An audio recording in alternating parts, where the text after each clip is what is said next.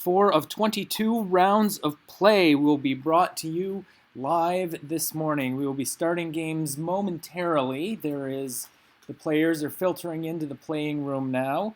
In the situation of the tournament is this: in the Collins division, we have Evans Clinchey on top at 15-3. Stefan Rao is one game behind at 14-4, and former world and champion of everything else, Adam Logan, is 13-5, hot on their heels. Our first game this morning will be Evans Clinchey and Adam Logan, and it promises to be a really great matchup.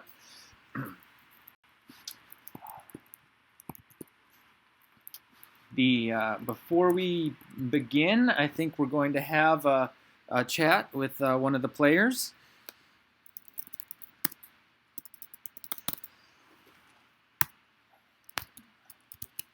We're going to have Winter calling in via Skype, and we'll have a little chat with him before the games.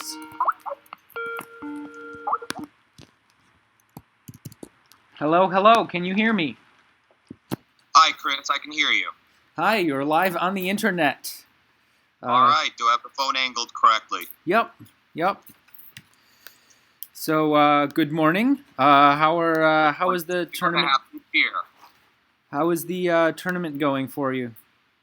My tournament is solidly mediocre. That's sad to hear. But everyone has to have their somebody has to have a mediocre tournament. We had your girlfriend Lisa was on one of our broadcast games earlier in this tournament. She was doing good for a while. She can still finish off strong.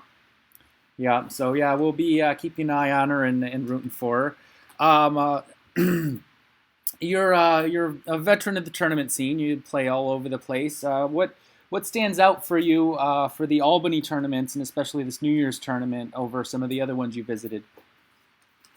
Well, as we all know, it is pretty much the only event taking place over the New Year's weekend, and we are all very grateful for Annette for continuing to run this tournament and giving us the opportunity to celebrate the New Year doing something that we love. Yeah, it's I would certainly agree with that. Annette is her tournaments are always well organized, and she's a saint among the Scrabble tournament scene for her years of hard work. What's your impression of the streaming apparatus and all of that? Confession time. I barely paid attention to that. I think I walked past the streaming setup in the other room, and it looked fine to me, but I haven't been paying much attention. One of my personal weaknesses is that when I'm doing poorly, I get lost in my own world, and it's hard to focus on anything else. But maybe I can work on that in the new year as a resolution. Yeah, I think that's a pretty common thing among Scrabble players. If things aren't going well, you kind of focus on that to the exclusion of others. It's certainly not a weakness that's unique to yourself. Although in my particular situation, it's especially annoying to Lisa. Yeah, I can imagine. Looking at the standings right now, I see we have you at 9-9, the top of the 9-9s by spread, and so you're only 2 games back of the money. I think if you have a strong day and win out, you could sneak into a cash position. So 4th and 5th are realistically the only ones. Adam Logan is at 13, and A, he's not going to lose all his games. B, even if he did lose all his games, I couldn't catch his spread. So I'm angling for 5th. Obviously, I have to win all 4 games to do that. I really botched my game against Jim Brennan last night and cost myself. I would have been in, 9th place right now, but I screwed that up by missing a bingo that no other player would have missed. I spent about 5 minutes looking for all the 8s in ADEELRN, but I could not see the obvious 7. And in the end, Jim edged me out by about 15 points. Ouch. That's a tough way to end the day. Yeah, yeah. But Oh, well, I guess I got to go back to basics. It's hard though. I keep anagramming deeper, trying to solidify top 15,000 words, and those top 1,000 ones start leaking. yeah, it's like trying to fill a sieve. But Yep, and this noggin is getting more sieve-like by the year. yep, I hear you. So it looks like the players are starting to sit down at the tables. I see Adam is seated and Evans is approaching the table. So I'll let you go and get to your game as well. It looks like you're playing Jason Keller first. So Yay. Good luck with that, and try not to set yourself on fire afterward. Okay, thanks a lot, Chris, and you have a good rest of your day. Thanks. Good luck. That was Thank you. That was a little interview, pre-game interview with Winter, who's plays many tournaments all over the world, and he's currently sitting 9-9 in 11th place in the Collins division. And if he has a strong day, he could sneak into the cash. It's wide open for the top 5 positions that are paying money. And so, we're getting close to the time that the games will be started. It looks like the players are getting seated at the tables. There looks like there's some announcements going on in the playing room. We will briefly go to the TWL-A division, where we have Carl Higbee on top at 13-5. Joey Krafchick 1 game behind at 12-6. His win over Joe Edley in the final round yesterday was broadcast live on our stream here.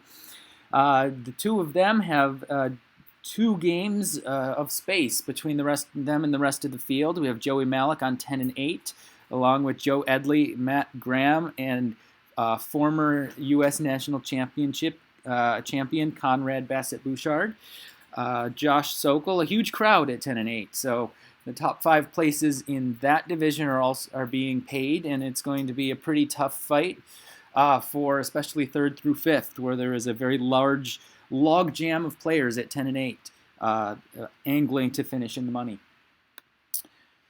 In the TWL-B division here, we have Steve Osorio with a 3-game lead over the field. He can clinch with a victory in his first round matchup against Werner Richardsburg.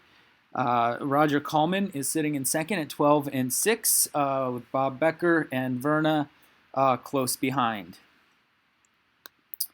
And in the TWL-C division, Joseph Waldbaum has a 1.5 lead over Margot Kuno with 4 to play. Josh Greenway is behind them at 12-6. And so that looks like it will be it's Joseph's division to lose, but it's still within reach for Margot or Josh to catch him for that title.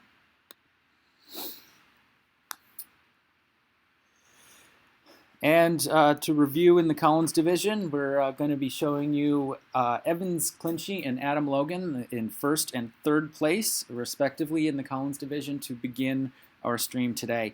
This stream is brought to you by director Vince Castellano's Technical Wizardry and by WGVC.com, the IT infrastructure support provided by WGVC.com, a division of Informatrix International. If you can't wait for the future to arrive, WGVC will get you there sooner.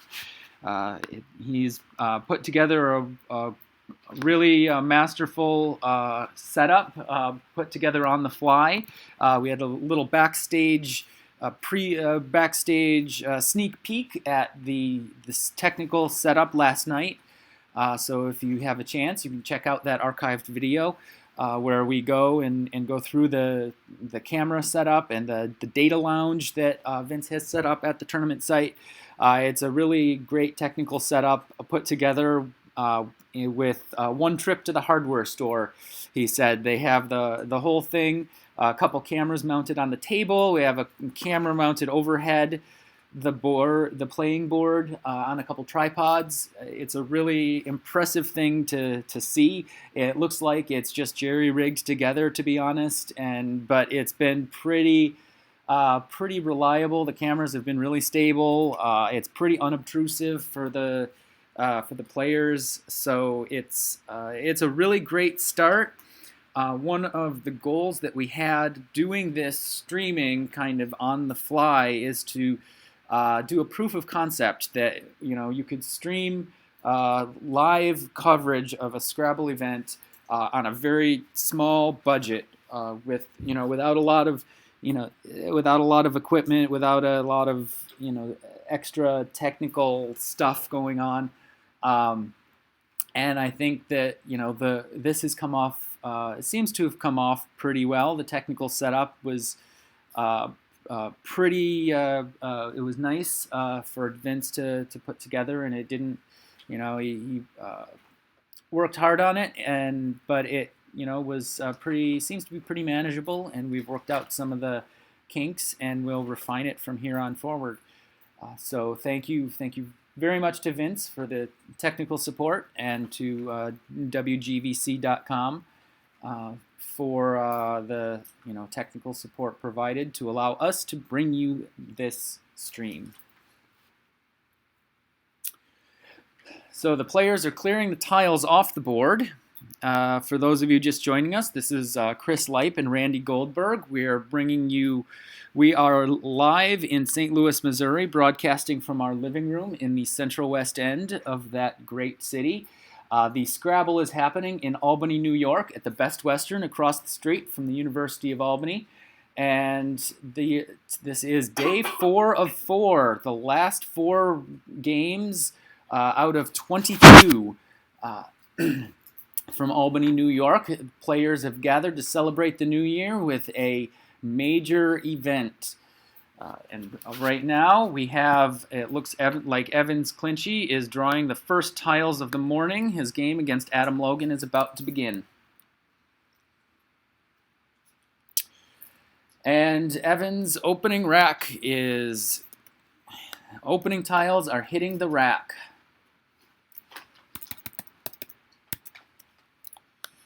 And he begins the morning with a plethora of vowels. Adam is drawing his 7 tiles. Evan's taking a moment to consider some options. Is it worth playing this rack? Is it an exchange rack? It's difficult to say. There's not a whole lot of scoring options, and it looks like Evans has exchanged 3.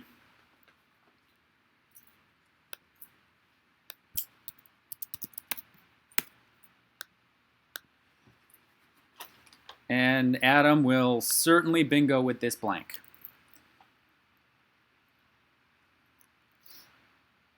So Evans is going to be in a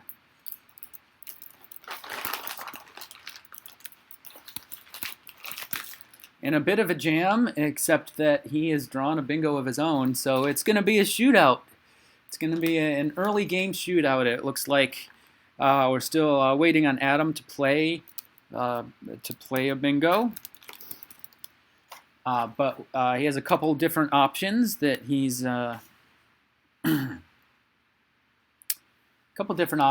considering. One of his is going to be one of Randy's favorite words. Adam has climber. Hey, I like climbing. She's an avid rock climber and a rock climbing coach with some pretty impressive climbers that she has coached, with some pretty impressive accomplishments in her climbing career outside of her Scrabble career. Adam is still looking at the board, considering his options.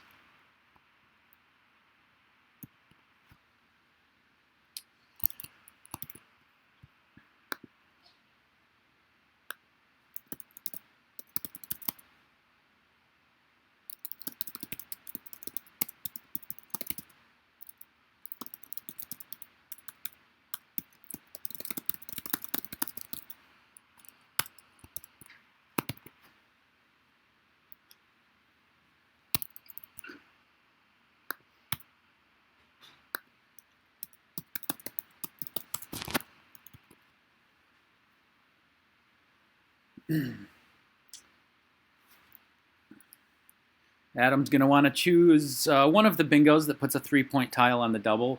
There are several options that he has. And he's going to want to position his bingo so that it gives Evans fewer options back in return.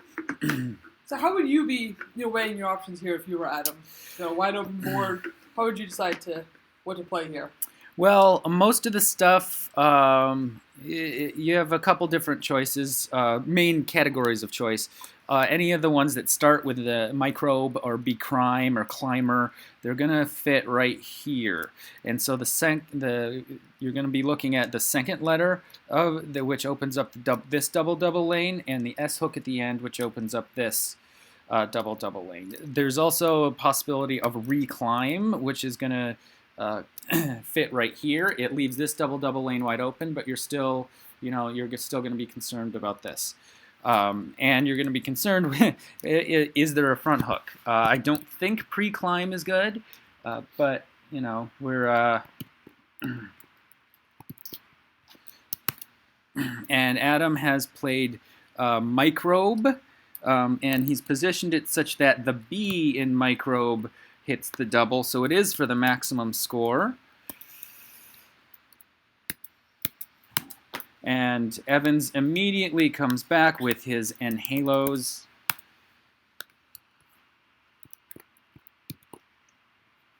So it is off to the races. Adam has gone through the first blank and still finds himself at a deficit. Though it appears he is. And yeah, Adam, apparently Adam drew another bingo out of the bag and played it immediately.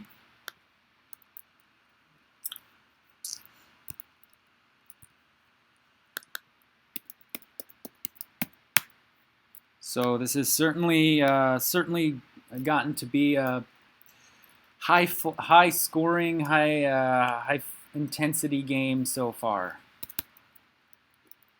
You expect as much from these two players. Yeah, if the tiles fall their way, they're not going to be missing these bingos. That is absolutely for sure.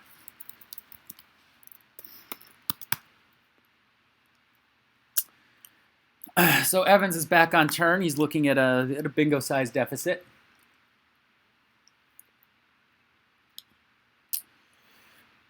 He has some solid plays with the Z. The Z will go here. You can cross the Z in this spot here, so that's going to be a really big potential spot for him, and he actually has gone with Zeta or Zeta. That play does open up this N10 lane for a potential big score. It did undouble his T.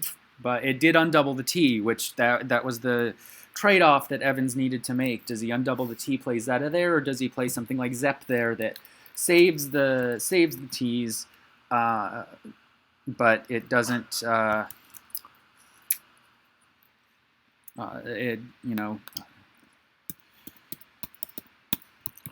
then Adam comes down with Vignette immediately in a very dangerous spot, though. With the right tiles, that H15 square is going to be a pretty intense. It has the potential to be a pretty intense. So what would you do here now? Evans is not holding an S, but that spot is available, and Adam has now just drawn 7 new tiles. How worried would you be about taking that out? I think he needs to address that spot. I think it absolutely needs to be addressed. I think vignetted is also good, so it takes a D, and it takes an R, vignetter. Sadly, he has none of those tiles. He has none of those tiles. It takes a ton of hooks, and it takes a ton of hooks, and it's none of those hooks are on his rack, and a lot of them are in the bag. So I think it's something that Evans absolutely needs to address somehow. That said, there aren't that many good choices for Evans as to how to address this. His rack doesn't necessarily have a lot of blockers on it.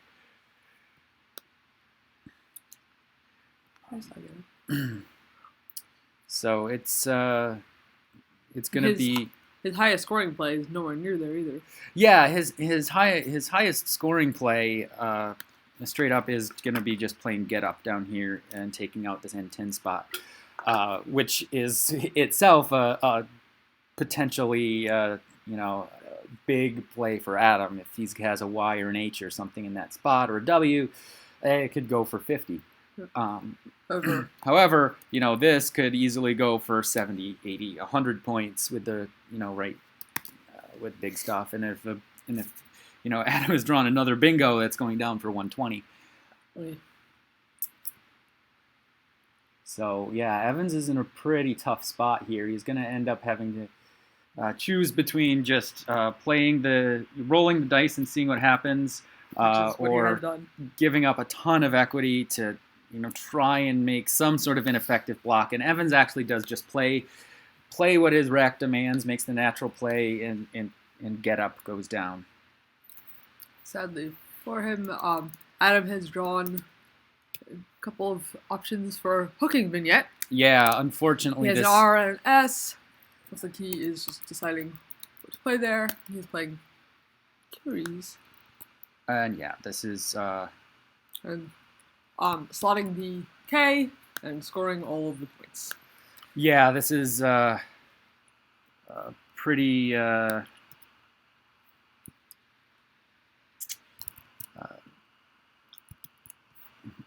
pretty interesting. And what's also interesting is that Adam actually had the bingo Burkinis from the B with this rack, but it only scores 5 points more than Curry's, and Curry's takes out the main hotspot. So Adam undoubtedly saw the bingo, but had to pass it up, given the hotspot at H15. Yeah, it's interesting. You don't see that happen all that often this early in the game, but in this case, I can't say I blame him. Yeah, you don't often see passing up a natural bingo and having it be clearly the best play. Passing up the bingo being the best play, meaning. Yeah, a natural bingo. Well, it's not common, but it definitely happens reasonably often that you'll pass up a blank bingo that might not score not as much if it scores 60 something points and you have a 40-point play saving the blank. That's a reasonably common thing to happen. But passing up a natural bingo because because the equity in a leave after passing up a natural bingo, not holding the blank, the equity in that leave is so much less. You're willing to give up so many fewer points to pass up a natural bingo, and in this case, between the position of the board demanded that definitely it's worth 5 points to cover the H15 spot.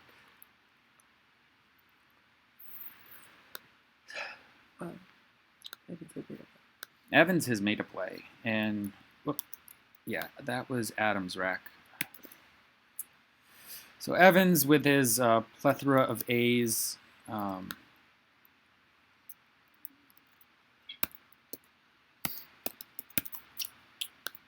has played off 2 of them for a reasonably good score.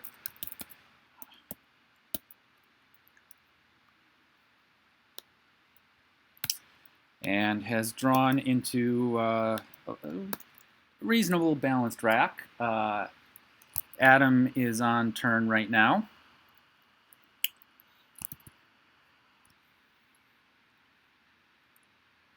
And he is placing tiles on the board.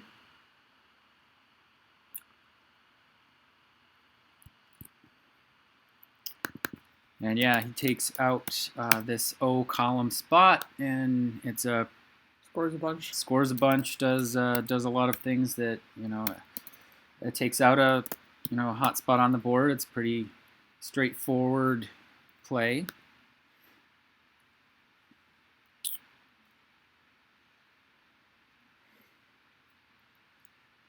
Evans does have bingos in this with this rack.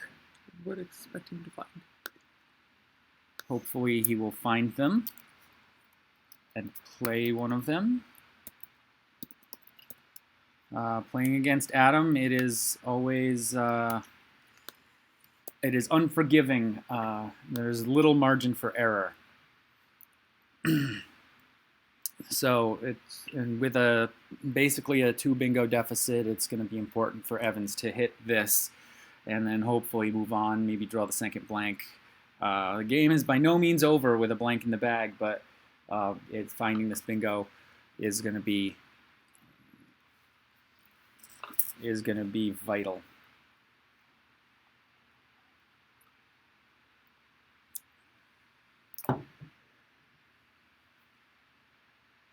It does look like he has found it. He's lined it up on his rack and it is going down. Yep, and he's found the bingo.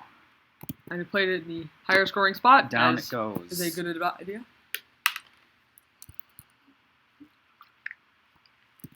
And there goes the clock. So Evans is now behind by a mere 54 points. And we have ourselves a game once again. The placement of Evans' bingo does give Adam an opportunity to cash his H in this square with some play here. There's also opportunity to cash the H down that way in this spot, or perhaps some sort of play, at this 12A position.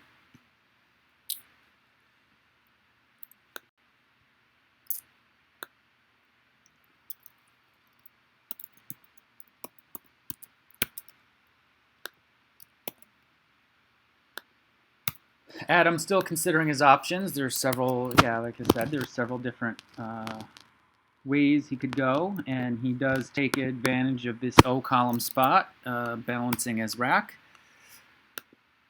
and scoring quite well. Evans has not drawn the immediate bingo he needed. Yeah, and with Adam scoring over 30 each turn, it's going to be it's difficult to catch up when your opponent keeps scoring, and there's lots of places on this board to make small plays that score well. He has won himself. And Evans has made one of those plays as well, with a very high scoring play that does keep the queue, but that's certainly necessary for that kind of score. And Adam has drawn a very nicely balanced rack.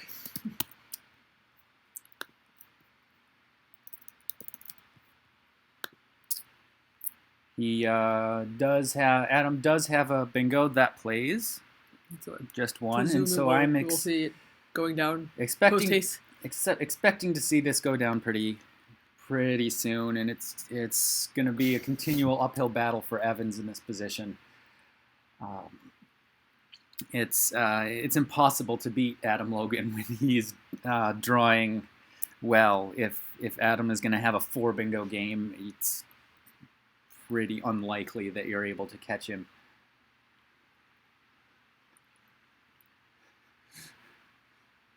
Yeah, it's porcine bingos with I. Comment in the chat.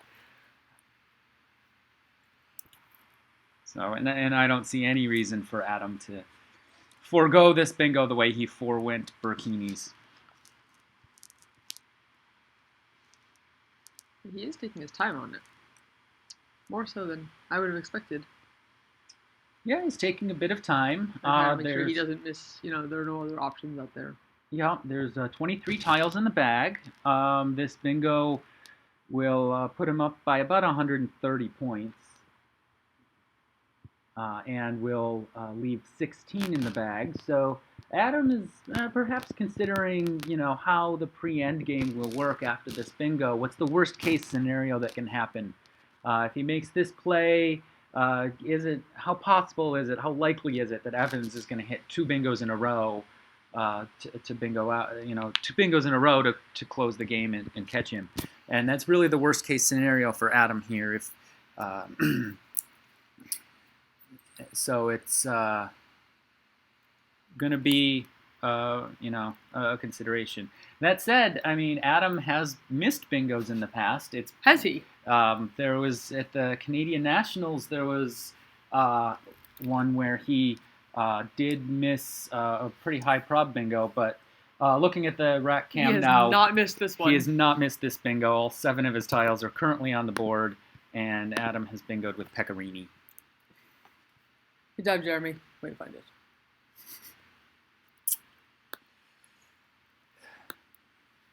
And now Evans puts his head in his hands and is just sitting, staring at this cue on his rack. It seems quite dire, his situation at this point. He needs to bingo twice. And He has played the cue. There's only 16 in the bag. He's played QIN.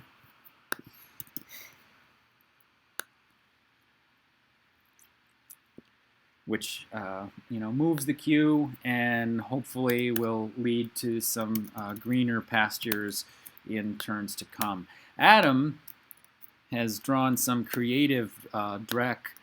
The Y is really the saving grace of this rack, and we'll give him at least perhaps some options. Adam's also going to be pleased to see one of the mice on his rack.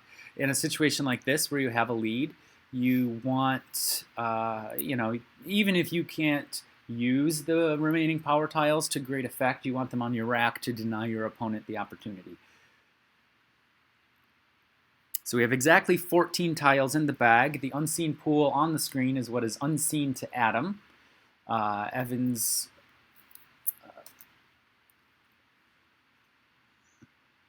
Evans, of course, has some of those E's on his rack, the case G, the case L, the case N, all these things. So those are not actually in the bag, but Yes, between the two of them, they could make some nice plays. Yeah, It yeah. looks like.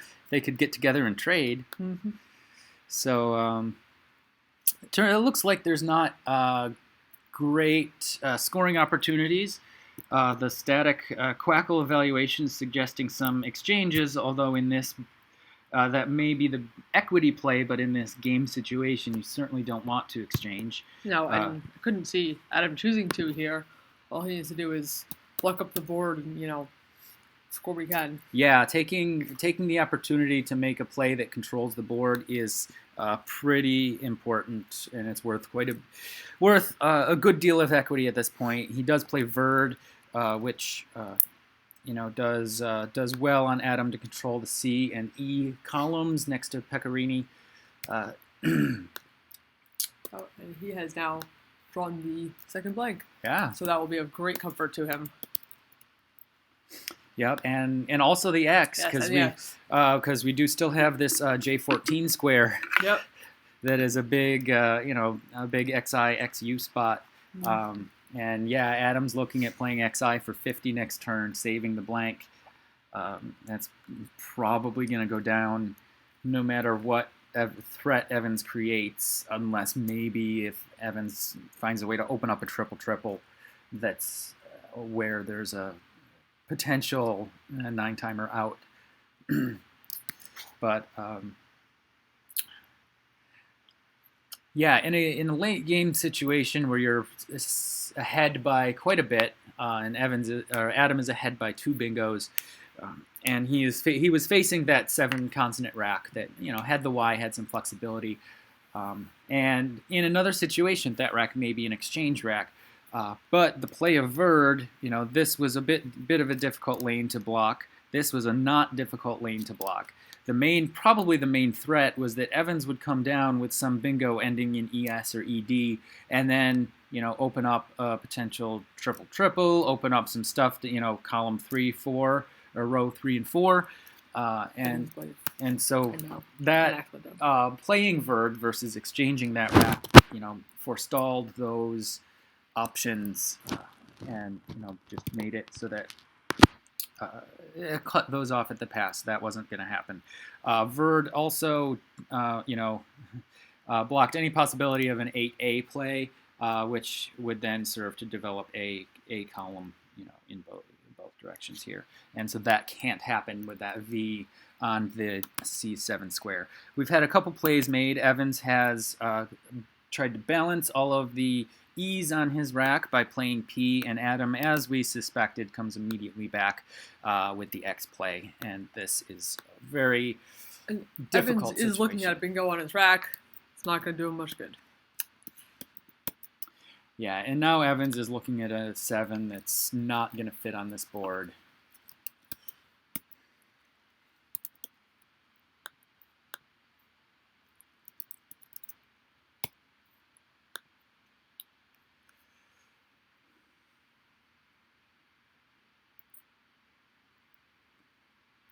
And he's far enough behind at this point that he's going to be playing for spread.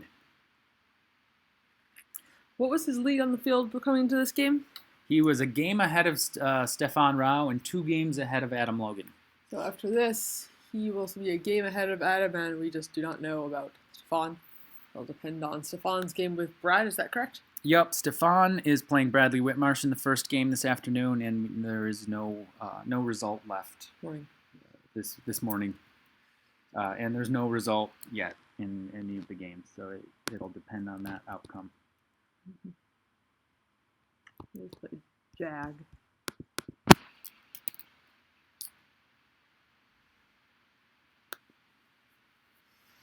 There's now 4 tiles in the bag, for those of you counting at home.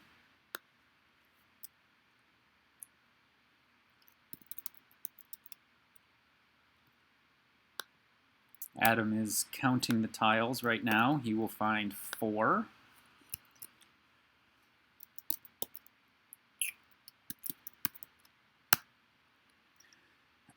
And the unseen pool that you have on the screen at this point is the pool unseen to Adam. So there are 11 tiles unseen to Adam Logan.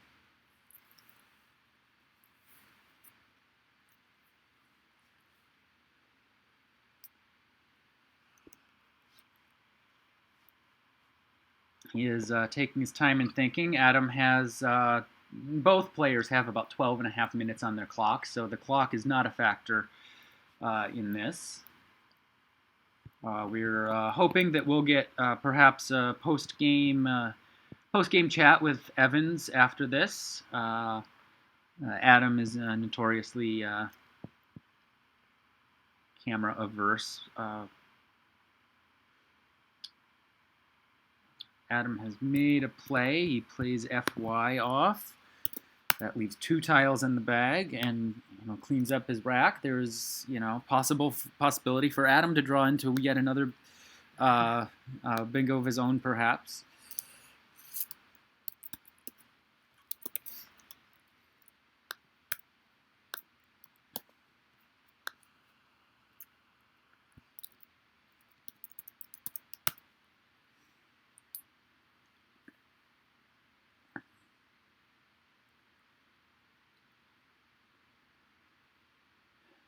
This will be a difficult loss for Evans in terms of the tournament, but he will still at least have a share of first place after this round. It certainly looks like whoever is going to win this tournament is going to have to go through Adam Logan to do so.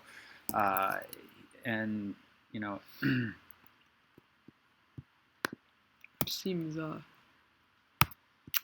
only right. And yeah, that's the way that an event like this ought to be. Adam has one of the best players, one of the top players in the world. He has won Scrabble accolades consistently for a decade, or much more than a decade. He started playing as a young player growing up in Kingston, Ontario. In the club I used to go to located in Utica, New York, used to run an annual tournament, and they would tell stories in the early 90s of, a very young preteen Adam Logan being driven down by his mom to come and win the top division in the tournament being held in Utica. So he's been one of the best players, absolute top expert for decades.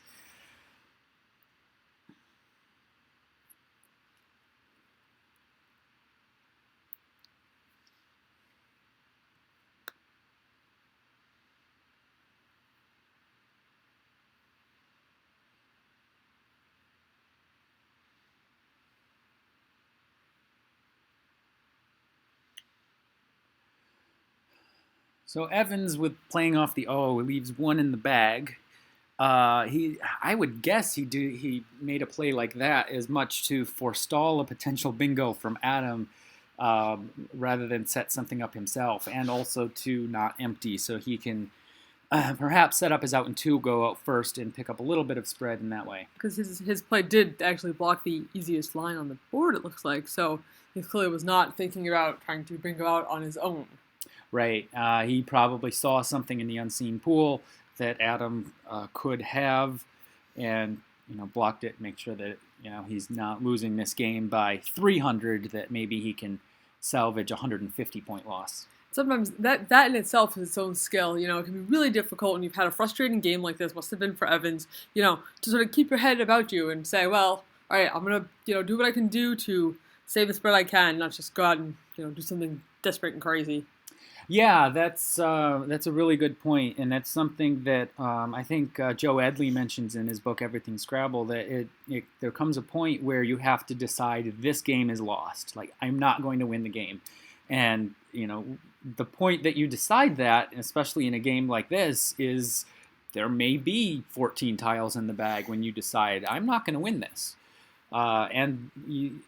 knowing when to make that decision is important, because you're going to very much change your style of play if you go from I need to hit this 2% chance to win versus I just need to make some plays and salvage whatever points I can. Although, it did happen the other day. I had decided that one particular game was lost to me. There was a couple bingo lines open. I was sure you were going to block, but you didn't. And I managed to turn a certain loss into a certain victory. I just thought I'd get that in where I could. Yeah. Bingoed out. Yeah, there's always crazy things can happen, but and especially in a top level game like this, it seems important to cut your losses, and in a tournament like this where spread, it seems pretty likely that spread may come into play for the tournament result. Knowing when to just go into the mode where you're saving your spread is another skill that takes time for players to develop. You have to play enough and have a sense about the game and a sense about how big an underdog you are, what's reasonable to happen, how likely your opponent is to make a mistake. All of those things come into play.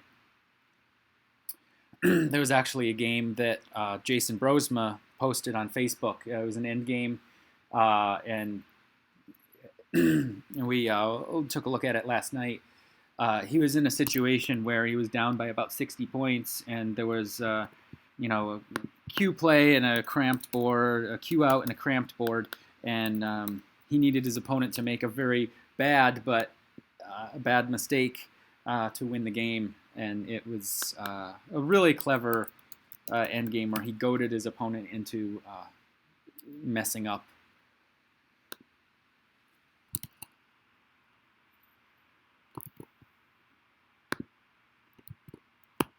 So those games do happen. The last few moves have been played out here. The game is now final. Adam Logan has won 558 to 404. And it was a game where Evans, he held with Adam for the first couple turns, but after Vignette went down and Evans wasn't holding the goods to hook it and take advantage of that H15 square, Adam hit that spot for 80-something points and then added another bingo later on, and Evans never really had a chance to get back in it. He played a perfectly fine game. But Adam just had the tiles. So it's going to make this, the last 3 rounds of this Collins division, very interesting. I don't know who, question from the chat, I don't know who Jason Brosma's opponent was in that game. But Squid was not the winning solution for Brosma, actually. We looked at this last night. It was something else. You should take another look at it. see. I found there's something better. Yeah, the squit hook didn't actually come into play. His opponent played quit. There were two places to play the Q on the board. Jason blocked one, hoping his opponent would play the Q in the other, which his opponent did. And the only winning play for his opponent was to eat the Q when he wasn't actually forced to. It was a really cool setup. It'd be tough. It'd be we're well trained not to eat the Q, but in this case, it was definitely the right choice.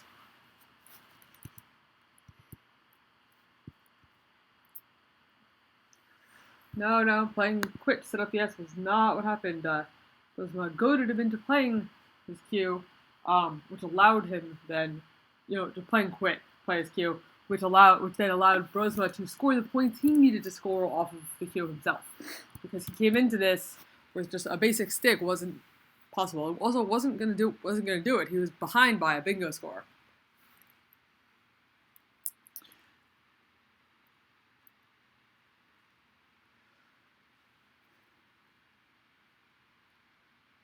So they did.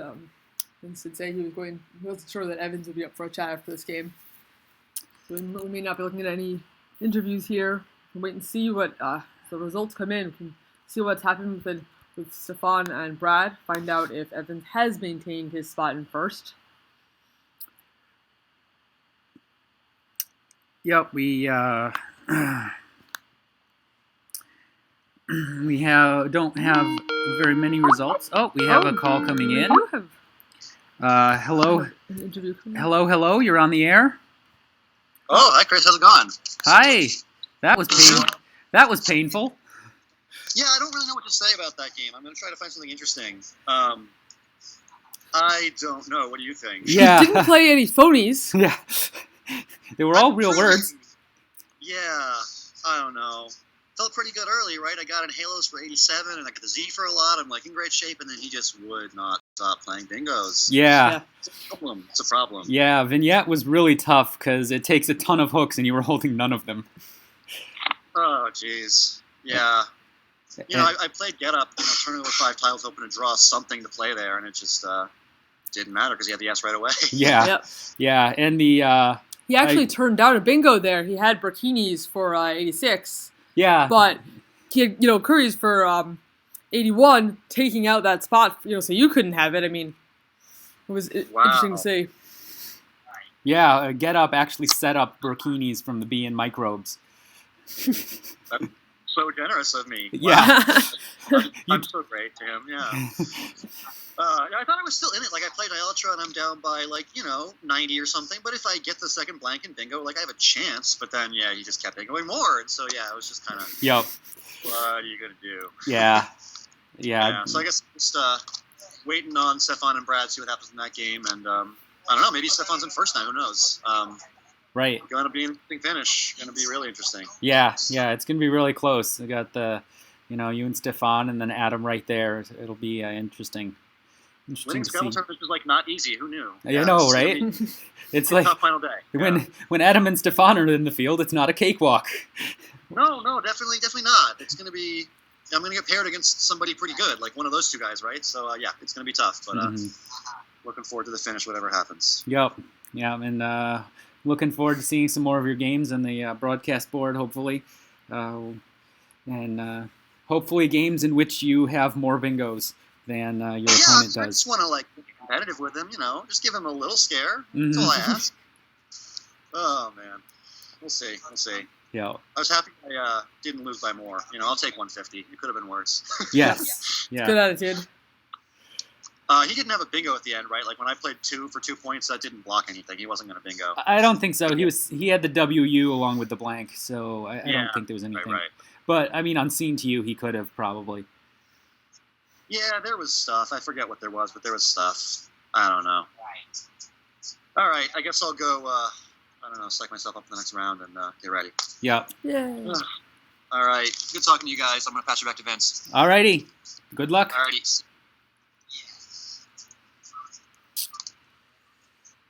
All right, and that's our post-game interview with Evans Clinchy, who has just fallen to Adam Logan, 558 to 404. For the moment, at least, Evans is still in first place in the top spot. What kind of spread did Stefan have there? If Stefan wins this game, what are the spread situations looking at? So Evans, with this loss, falls to plus 1487. And Stefan comes into this round at plus 1516. Oh, so if Stefan has a win, he will handily take the lead. Yep, Stefan will be sitting first place with 3 games to go on spread if he defeats Brad Whitmarsh. Sadly, we will not be seeing him on the feed as far as I know. He's seemed pretty largely averse to showing off his pre-nails for us. Yeah, he's... Stefan, as far as we know, has declined to be broadcast, so we may not see his game if he does end up winning and probably getting paired against Adam Logan in the next round. If Brad wins that game, though, then we have even more interesting situation. Evans will maintain his 1-game lead, and Stefan will be in second, tied with Adam, and Brad will be 1 game behind them. And so it'll be any 4 of them could win this tournament if Brad does manage to beat Stefan, which is certainly not out of the question. Brad is a strong player. He's had a bunch of really good results recently, which shows he's been putting in a lot of time and a lot of work to his game. And he's 12-6 in a tough field. He's done very well in this tournament, and it's not somebody to be underestimated for sure. Yeah. One thing I love about Brad is he's so very quiet and unassuming, very relaxed, and then then you sit down to play him. You go, oh, all right then, this is going to be a game. Yep. There's I've had many games against Brad. He's one of my most played opponents, and Evans is as well. And yeah, the games are never easy. Brad is always a solid opponent. Question from the chat. Zev, can we have a TWL game now? I do not know what game we're doing next. I'm sure we'll have at least 1 TWL game this morning. It depends on the standings and how where the close top games are happening. If one division is looking like it's more decided, we might, versus TWL versus the CSW, we might show the other a bit more. But we'll have to wait and see exactly what the pairings are before we make a decision. And there is going to be a bit of a break here. This morning, we're pairing each round, 1 round at a time. So we'll be waiting until all of the games have finished in round 19 before we pair round 20. So we're going to have a few minutes of time to kill before the next game begins.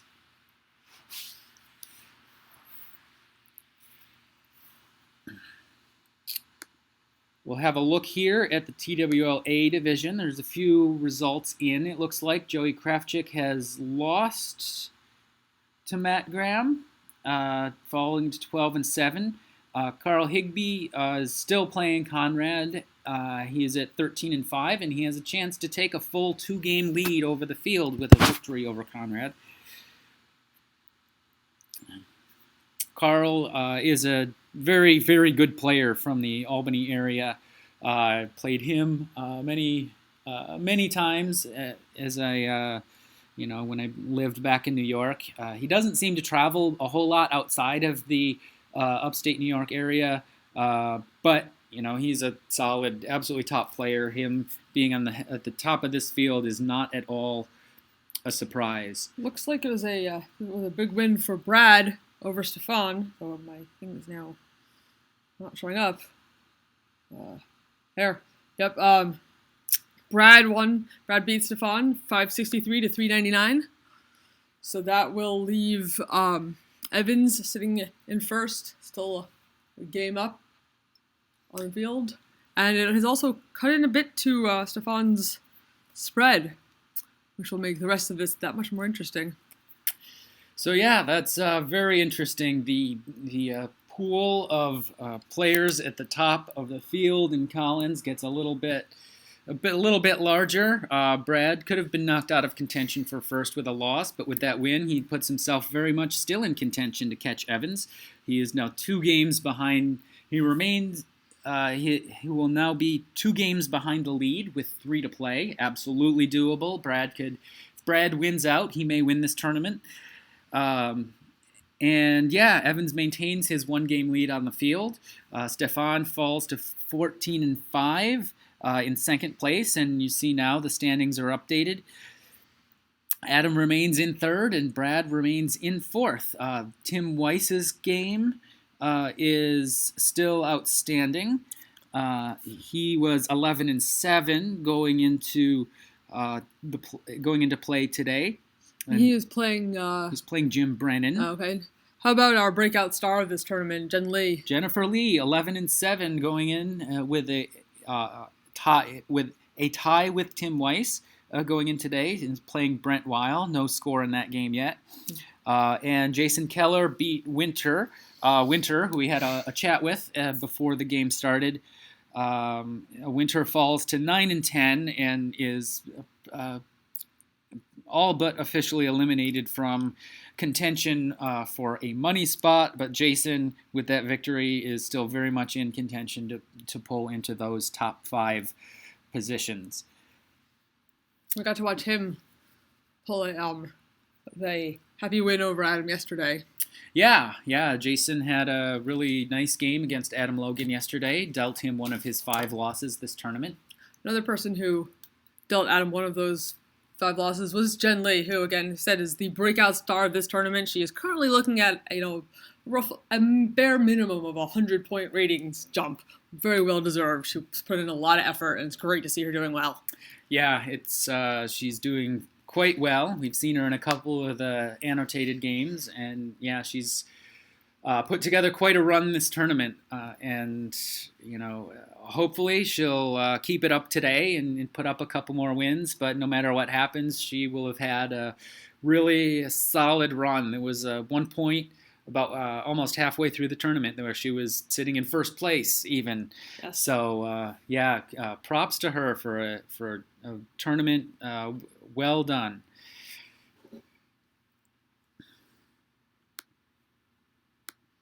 Still no result in the Carl Higbee game in the TWLA division. A couple more results have come in.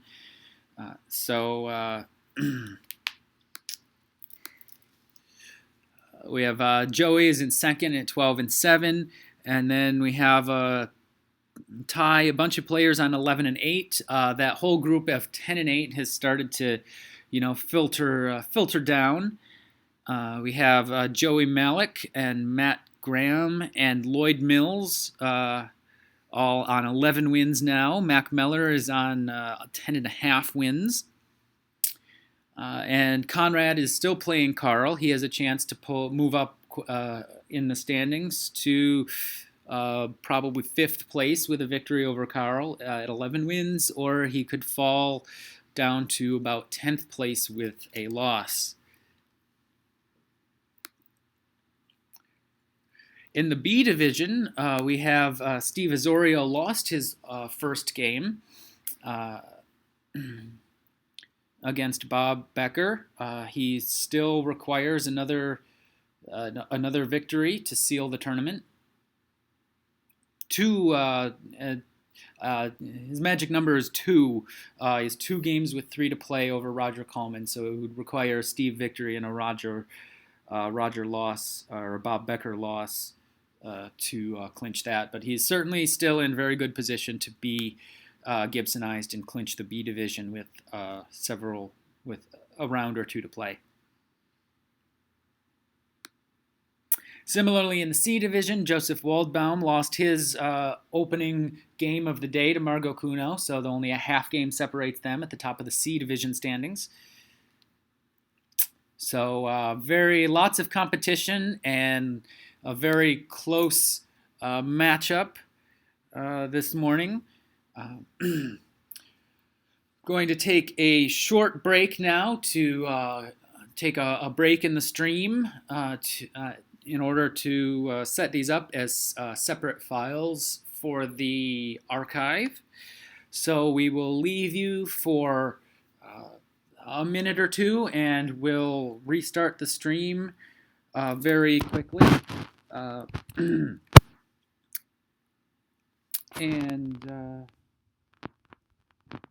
Yeah, so we will rejoin you in a moment, and please stick with us for more Scrabble action from Albany, New York. This is Chris Leip and Randy Goldberg broadcasting, and we have the technical support today. IT infrastructure support is provided by WGVC.com. They are a division of Informatrix International. If you can't wait for the future to arrive, WGVC will get you there sooner.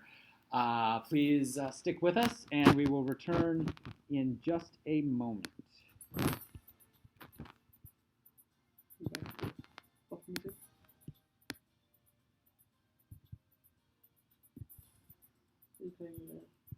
Did you go stream?